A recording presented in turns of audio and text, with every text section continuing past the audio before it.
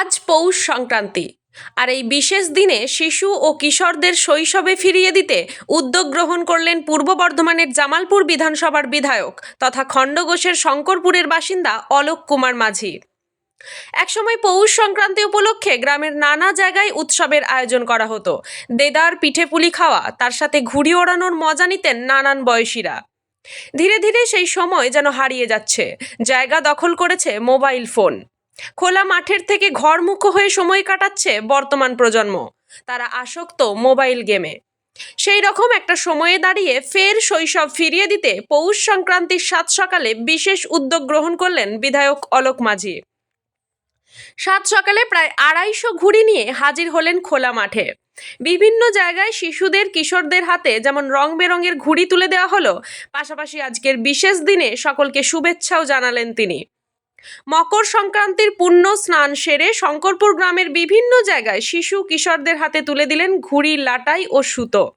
Shankarpur football মাঠে সকাল থেকেই শুরু হলো ঘুড়ি ওড়ানোর পালা। বিধায়ক নিজেও ঘুড়ি ওড়ালেন তাদের সাথে। কচি কাচাদের সঙ্গে সময় কাটালেন বেশ কিছুক্ষণ। পৌষ সংক্রান্তির আনন্দে মাতোয়ারা হলেন সকলের সাথে। শৈশবের আনন্দে নিজেকে সামিল করতেই মকর সংক্রান্তির সকালে এই আয়োজন তাঁর।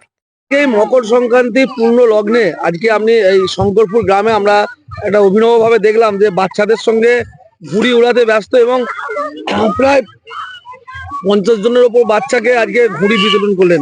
কি বলবেন? না, আমাদের টোটাল আমরা 250 পিস ঘুড়ি এনেছি, সব বাচ্চারা সব বাড়িতে দিচ্ছি, তারা সব নিজের মতো করে ঘুড়ি উড়াচ্ছে।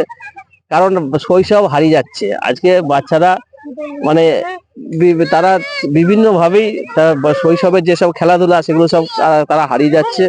আর মকর সংক্রান্তি একটা পূর্ণ দিন, আমরা পূর্ণ স্নান করে সকালবেলা পিঠে পুলি আমরা খাই। সেই জায়গায় আমি ভাবলাম যে বাচ্চাদেরকে যদি একটা করে ঘুড়ি দিয়ে তারা যদি ওড়ায়, তারা অন্তত তারা শৈশবটা ফিরে পাবে।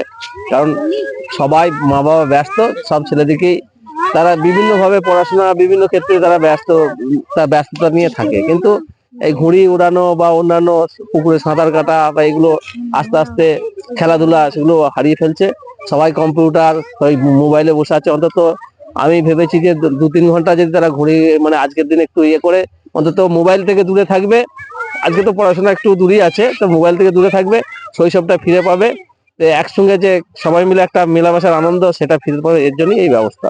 আপনিও একদম বাচ্চাদের সঙ্গে মিশে গেছেন, আপনিও দেখছি ঘুড়ি উড়াচ্ছেন। আমি ঘুড়ি উড়াই, আমার ঘুড়ি লেটাই প্রত্যেকে আছে, পুরোনো দিনের ঘুড়িগুলোও ছিল, আর সেগুলোও কিছু এনেছি, আজকেও কিছু বাচ্চাদের দিয়েছি। আবার শেষ হয়ে গেছে, আবার আনতে পাঠালাম।